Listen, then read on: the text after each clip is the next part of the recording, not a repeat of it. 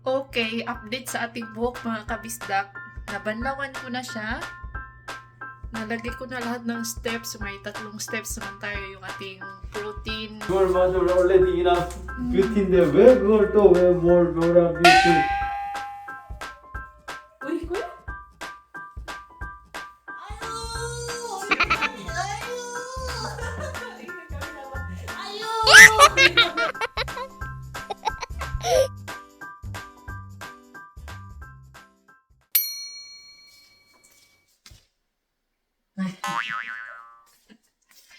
Hello mga kabisdak! Magandang araw sa ating lahat. Magandang araw. Di ba sinabi ko sa inyo na last vlog natin, sa previous vlog natin, nagkasakit tayo mga kabisdak sa first day of school ni Little Insoy Upo. Mga 1 day and 1 night po ako nagkasakit. Then kinabukasan naging okay tayo. So sumama tayo kay Daddy Insoy, nagbenta sa ating mga soybeans. So kinahaponan, pagbalik ni Little Insoy galing sa school, siya naman po ang nagkasakit. So, hindi pumasok si Little Insoy kinabukasan kasi kagabi nagkasakit na siya. Ngayon, hindi na po siya pumasok. Friday po ngayon. Ako din, hindi din ako nakapasok sa aking trabaho. Absent tayo kasi walang magbabantay kay Little Insoy. Nagkasakit siya. Si Daddy Insoy naman may trabaho sa kanyang pagiging barangay gagawad. Kailangan niyang pumunta doon sa bayan. Di ba bumili man tayo ng nasa loob na ng ref yung cellphone ba? Bumili tayo kahapon ng gudungo, yung makirel. Eto guys. Papaksiwin ko to mga kabistak. Magpapaksiw po tayo. Hindi na po ito fresh. Ito. Ano siya? Semi-dried, air-dried na makirel. Magpapaksiw tayo. Tas anuhan natin ng talong. Yan po ang aking paborito. Paksiw na may talong sa ibabaw. Nagpapasalamat po ako kasi si Little Insoy kahit na hindi mabuti yung pakiramdam niya is kumakain, may gana pa rin siya mga kabisdak. Stir-fried na duck meat, seaweed at rice po ang kanyang kinakain.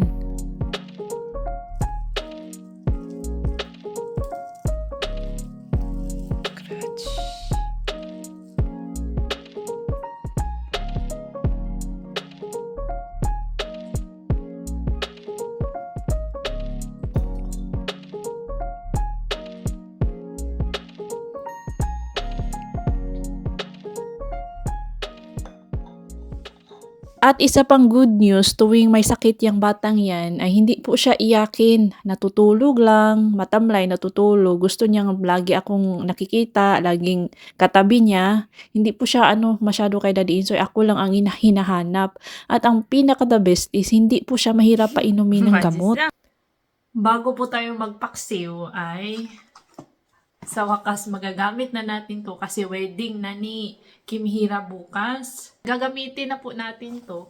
Alam nyo guys, ang napansin ko kapag nandito ako sa Korea, tuwing malamig ang panahon, tuwing winter, hindi po masyadong frizzy ang aking buhok.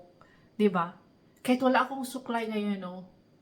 Hindi siya buhaghag masyado. Buhaghag pero hindi masyado. Unlike nung nasa Pinas ako mga kabisda, kahit nagsusuklay ako doon, grabe yung buko ba? Parang ganon ba? Parang buhaghag na buhaghag siya guys.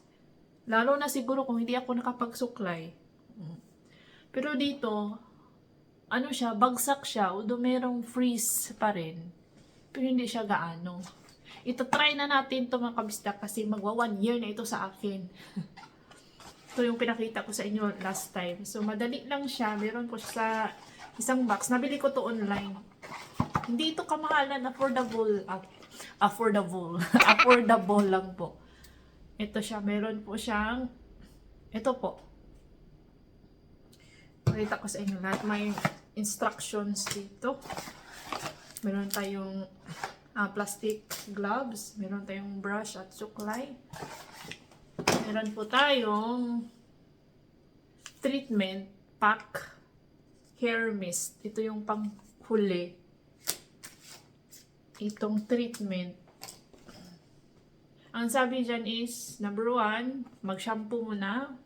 Basain ang buhok at mag-shampoo. Sunod ang treatment. Number 3,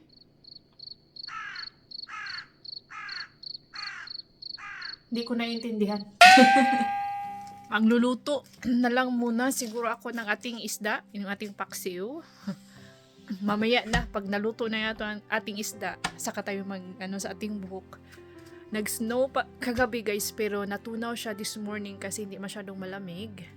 Ayan, may mga snow pa. Malamig siya pero not enough para magstay yung mga snow. Yung ating bawang, ito na lang yung natira.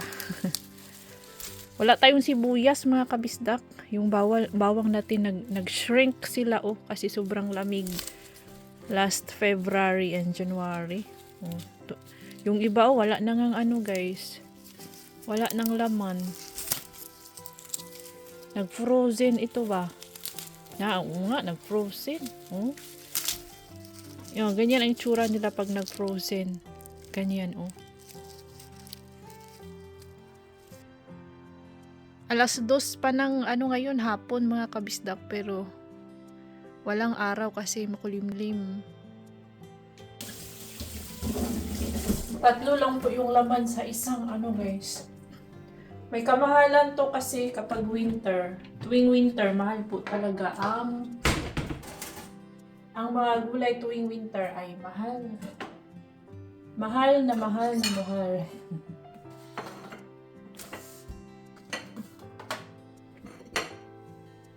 Ito yung sinasabi ko sa inyo na ang talong sa Korea ay matabang.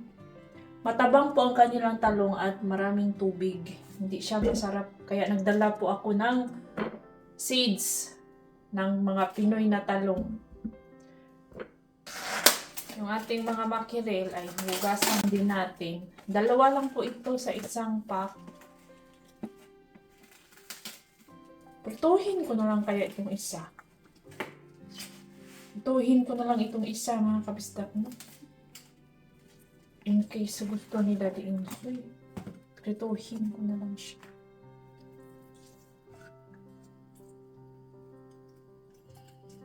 Hinuhugasan ko pong mabuti yan at inaamoy-amoy pa para ma-sure mga kabistak na okay pa siyang kainin. Although may petsa naman na nakalagay dyan kung kailan siya mag-e-expired or kung kailan siya itatapon na. Mga kabistak, inaasinan kasi nila ito kaya maalat. Dapat huhugasan mo. At sinecheck ko din kasi minsan may uod. Hindi mo, namamalayan ba may uod sa mga flesh. Kaya i-check mo talagang maigi. Ito po yung postcard galing Leyte from Miss Natalie Baluyo. Ito naman yung galing Hawaii from Ate Rose and Kuya Mark. Ito yung galing sa Leyte. Yung isa hindi ko pa kasi yung magnet na natanggal yung magnet. Inano ni Baby Arthur. Ito galing Hawaii, galing kay Ma'am Mel. Hindi kayo nagtatanong, alam ko. Sinishare ko lang mga kabisdak. At update pala sa suka ni Daddy Insoy. Iyan na lang po ang natira sa suka ni Daddy Insoy, yung ating sukang pinakulat. Sukang pinakurat. Almost kalahati na lang mga kabisdak. Gustong gusto po ni Daddy Insoy talaga. Yung ating broccoli ay anuin ko din. Lulutuin ko today.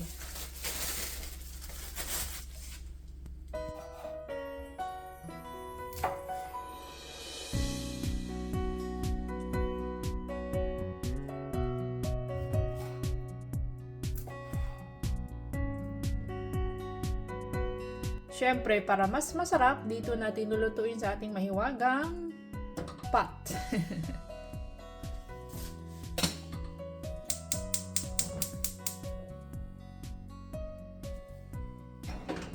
Ayan. 0 degrees Celsius po ang ating temperature sa labas mga kabistak. Pero kung titingnan nyo, 2 degrees siya Dahil sira po itong natin, barometer. Always siyang lagpas ng 2 degrees.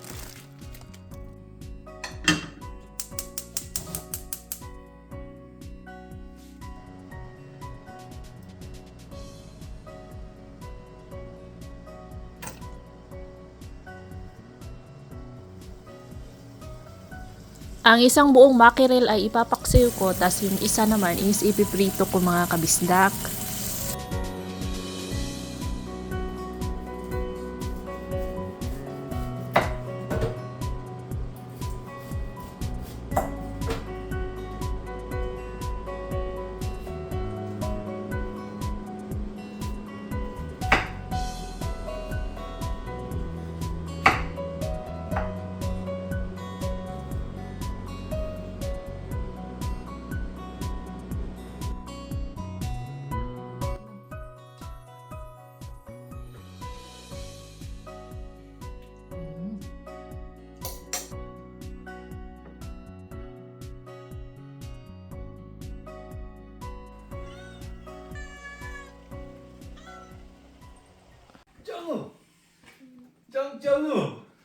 뭐 가져왔어? 저거.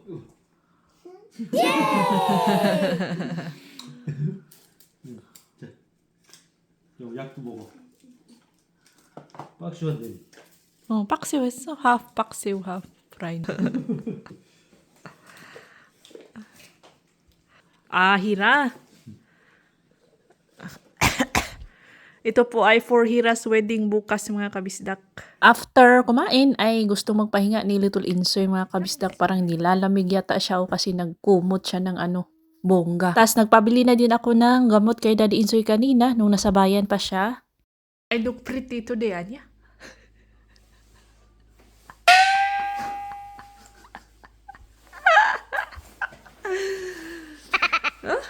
Always. Always pretty.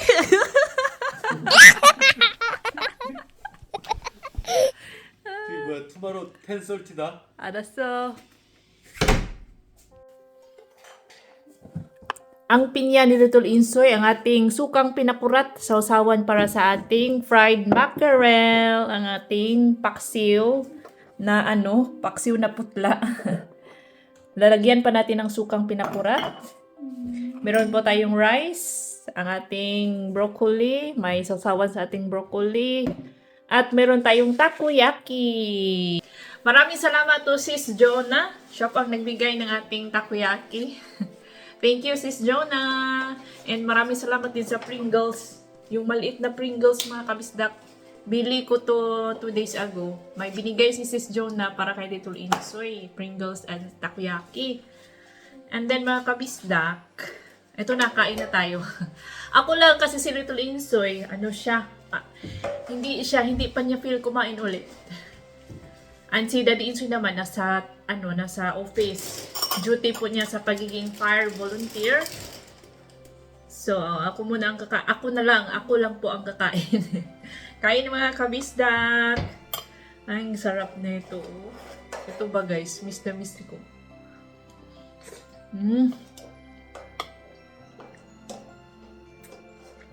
Mapagparaming kain na dito.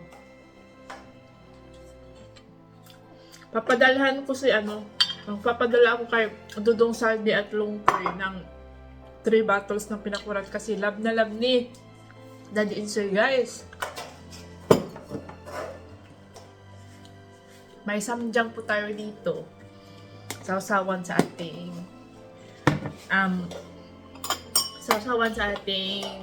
broccoli. Masarap, guys. Masarap ang sausawan.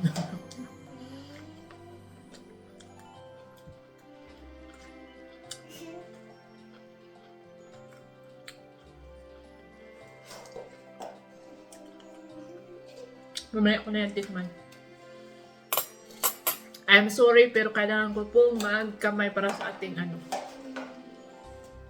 Ayan.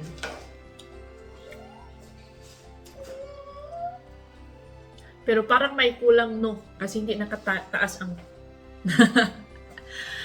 pasensya na kayo kung hindi nyo po gusto ang view. Ganito talaga ako mga kabisda kumain kapag nandito ako sa bahay.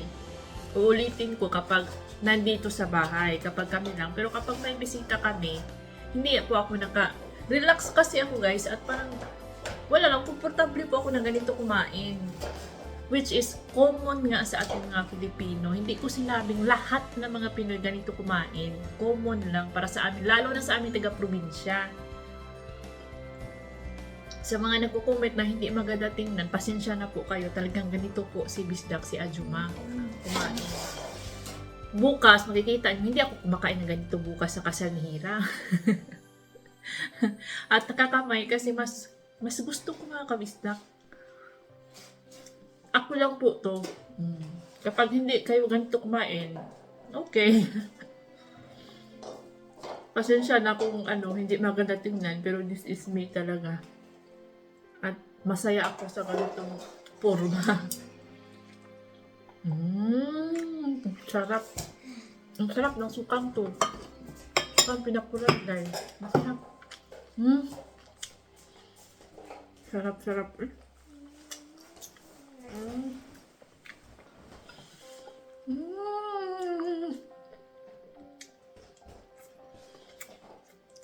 Sira ang diet ni ano. Bukas i-unbox ko po ang bag. May online shop na nagpapareview ng bag. Abangan nyo mga kabisdak. At abangan nyo din kung magkakasya pa ba yung sinuot ko sa kasal ni Sojong na black dress. Yun din po ang isusuot ko bukas. Tingnan natin kung magkakasya pa ba. Kasi nga sabi ni Daddy Insoy na naba daw ako galing sa bakasyon. Pilipinas bakasyon. Let's see. Kung magkasya pa ba. Kain mga kabisdak. Sa totoo lang mga kabisdak ay hindi po ako sure kung tama ba itong ginagawa ko. Dahil first time ko pa to, as in, first time kong ginawa sa aking buhok. Sa sarili kong buhok mga kabisdak, ako ang gumawa. Ayan, so ang sabi is magsha-shampoo, pero parang ayaw ko dito sa plastic na ano ba, kay samok siya. Uy, so shampoo muna and then i-rinse. After mong mag-shampoo, i-rinse is ilagay mo yung protein treatment. Oh, ganyan daw. Tinanggal ko talaga yung plastic kasi sa ulo siya. Ganyan, tapos ibabad mo ng 5 to 10 minutes yung protein treatment. And then after 10 minutes ay i-rinse mo yung buhok, banlawan mo siya mga kabisdak at patuyuin mo siya. Gamitan mo daw ng blower, mga 80% na tuyo yung buhok natin.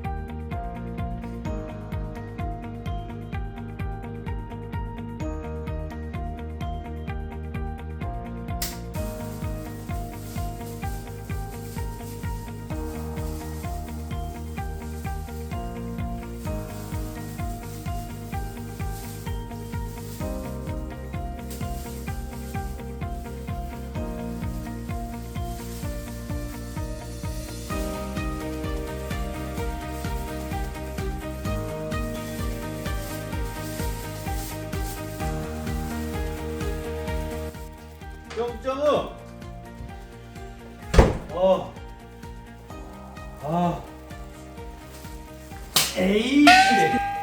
에이씨! 왜 저래? 어? Ah, hira ko? 아니? 정우! Not your... 뭐야 이거? And my hair, ako? 왜 그러는 거야? I have to make it straight. Ani, ganun for hira, ani? For Jomo, because going to school again.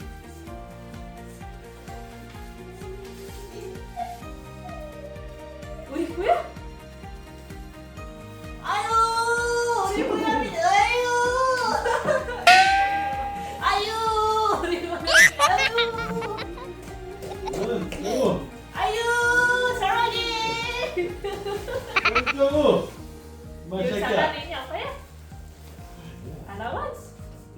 Buego, chigo. Last step po ito guys, hindi ko alam kung ilang minutes hindi nilagay doon. Mag-rinse lang tayo, maliligo, tsaka maglagay ng mist, panghuling step, and then tapos na, i-blower. Tingnan natin ang resulta. 냄새? 왜 그걸 왜 해? 정우야 6월 맞아 already enough 뷰티인데 왜 그걸 또 왜 more 뷰티? Okay, update sa ating buhok mga kabisdak. Nabanlawan ko na siya. Nalagay ko na lahat ng steps. May 3 steps naman tayo. Yung ating protein treatment. Tapos yung mabaho na pangalawa.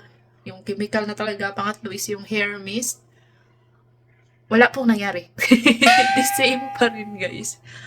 Dahil siguro, mga ano lang ko siya binabad, mga less than 10 minutes guys. Kasi natakot po ako baka masira yung aking buhok. Baka maluto siya, ma-over, ganun. Baka masunog yung aking scalp. Prejudice po si Ajuma. Parang hindi po siya tumalab. Kasi kunti lang ang nilagay. Tapos saglit lang binabad. Kaya siguro ganun ang nangyari.